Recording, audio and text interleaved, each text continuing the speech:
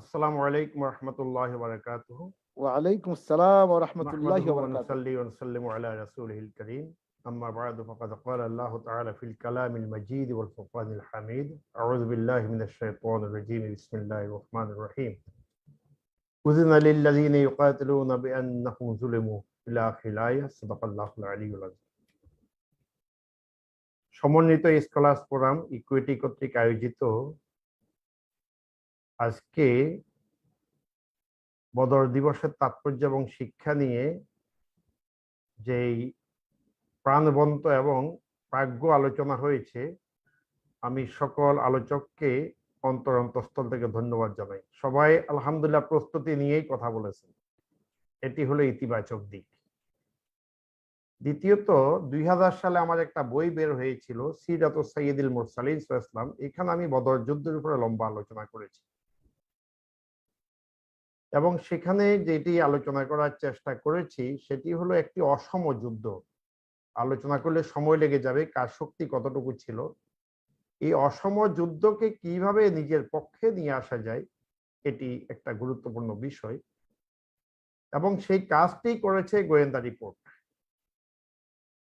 আপনারা অবাক হবেন যে কত দ্রুত তৎকালীন সময়ে গোয়েন্দা রিপোর্ট ছিল। কখনো কোনো মোবাইল ছিল না, কোনো টেলিফোন ছিল না। যে গোয়েন্দা রিপোর্টটা খুব বড় ভূমিকা পালন করেছে।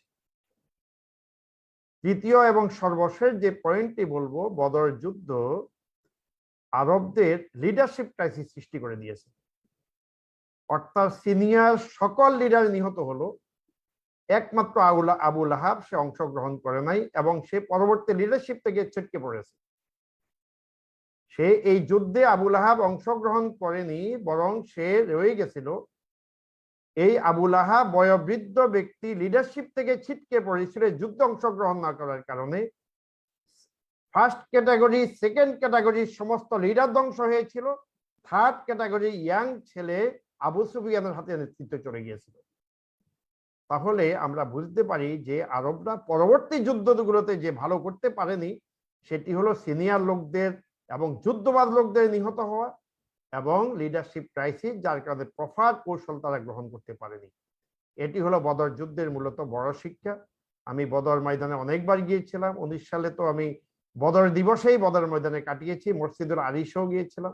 আল্লাহ তাআলা আমাদেরকে বদরের এই শিক্ষা থেকে এই শিক্ষা গ্রহণ করে আমরা যেন আল্লাহ রসুলের সেই আদর্শকে ধরে রাখতে পারি। যেমন মিকদারুল আসওয়াদ বলেছিলেন যে লা নাকুলু কামা ক্বালা আলু মূসা লিমূসা ইযহাব আনতা রাব্বুকা ফাকাতিলা ইন্না হাহুনা কাঈদুন ওয়ালাকিন নুকাতিলু আন ইয়ামিনিক ওয়া আন শিমালিক ওয়া আন আমামিক ওয়া আন খালফিক।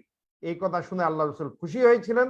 আব্দুল্লাহ ইবনে মাসউদ বললেন, যদি এই কথাটা আমার মুখ থেকে বের হতো পৃথিবীর সবচেয়ে দামি কথা হতো এবং আমার জীবনটা উৎসর্গিত হতো। আমরা ইসলামের জন্য, ইসলামী আদর্শের জন্য নিজেদেরকে প্রস্তুতি গ্রহণ করি এবং যে যেখানে আছে ইসলামের জন্য আমরা কিছু খেদমত করি, কিছু ত্যাগ স্বীকার করি, তাহলে ইনশাল্লাহ বদর যুদ্ধের এই শিক্ষা আমাদের জীবনে বাস্তবায়িত হবে। আজকের এই চমৎকার আলোচনায় সবাই অংশগ্রহণের জন্য অতি সংক্ষেপে এই কথাগুলো বলে আমি শুকরিয়া জ্ঞাপন করে এবং দেশের বিদেশে অসংখ্য শ্রোতাদেরকে ধন্যবাদ জ্ঞাপন করে সংক্ষিপ্ত বক্তব্য শেষ করছি এবং প্রোগ্রামের সমাপ্তি ঘোষণা করছি। আসসালামু আলাইকুম ওয়া রাহমাতুল্লাহি ওয়া বারাকাতুহু।